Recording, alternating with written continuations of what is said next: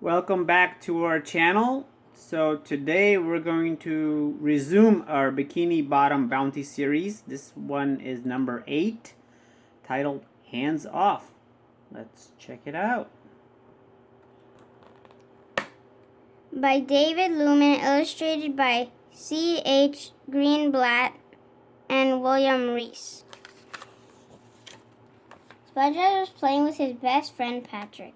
He slid down Patrick's rock, sprinted over to Squidward's house, and ran up the side. "Beat that!" yelled SpongeBob happily. "That's my fastest time yet." "Oh yeah," shouted Patrick. "I bet I can do it even slower. I mean faster." Squidward leaned out of his window. "Will you two be quiet?" he said, snarling. "I'm trying to practice my clarinet." "But Squidward, we're playing a really fun game," Patrick explained. "See, you slide down my rock, then you zip over to your house and run up the side." "I know what you're doing," said Squidward, interrupting. "Just stop it. You're being too loud." "Why don't you play with us, Squidward?" asked SpongeBob. "It's fun." Squidward noticed the mailman pulling up to SpongeBob's house. "Why, look, SpongeBob," he said, pointing. "Isn't that the mailman at your house? Looks like he's carrying a box." "A box?" shouted SpongeBob. "That's just what I've been waiting for." SpongeBob carefully opened the box. SpongeBob carefully opened the box. "At last," he whispered. "Do you realize what this is, Patrick?" Patrick nodded. "I have no idea," he said slowly. SpongeBob trembled with excitement. "This," he explained, "is a genuine Mermaid Man and Barnacle Boy bubble blower. It's in original packaging." "Wow," said Patrick. "What does that mean?" SpongeBob gently lifted the bubble blower and stared at it. "I've been trying to find one of these for years." "Isn't it great?"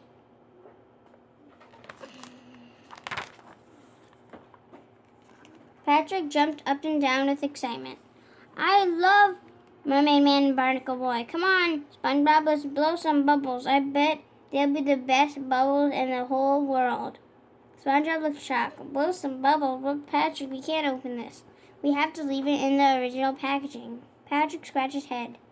"Why, that's good if a toy...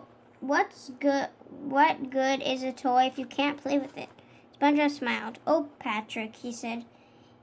"This isn't just a toy, it's a collectible toy. It's for collecting, not playing." Patrick was still confused. "But then, what do you do with it?" "Lock it in a closet," explained SpongeBob. "Or maybe, on special occasions, display it on a shelf." Patrick stared at the bubble blower. "Can't I put it on my shelf, SpongeBob?" he asked. "Patrick," said SpongeBob, "you don't have a shelf." "I could build one," said Patrick. "Then I could look at the bubble blower." Bubble blower," corrected SpongeBob. "As I fall asleep," continued Patrick. "Please," he pleaded, "just for one night.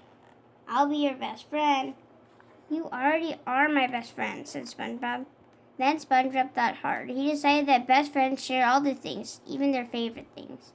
"All right, you can borrow the bubble blower for one night," he said. "Hooray!" yelled Patrick as he grabbed the package and ran off. SpongeBob shouted after him, "Remember, don't open it."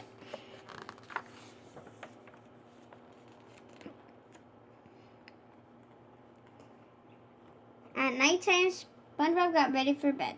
"Good night, Gary," he said. "I sure am glad I let Patrick borrow my new bubble blower. That's what best friends do." "Meow," said Gary.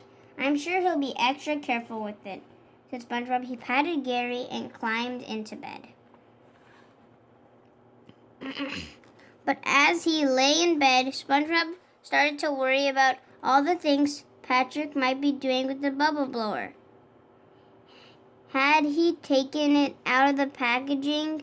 Was he using up all the soap bubbles? Or was he doing something really terrible, like breaking the Mermaid Man bubble wand?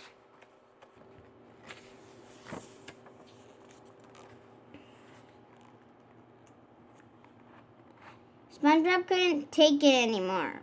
He got downstairs, put on his clothes, and went. He got up, put on his clothes, and went downstairs. Gary followed him. Sorry, Gary, SpongeBob said. I'm not taking you for a walk. I'm just going to sneak over to Patrick's house and make sure everything's okay with my new bubble blower. Gary frowned.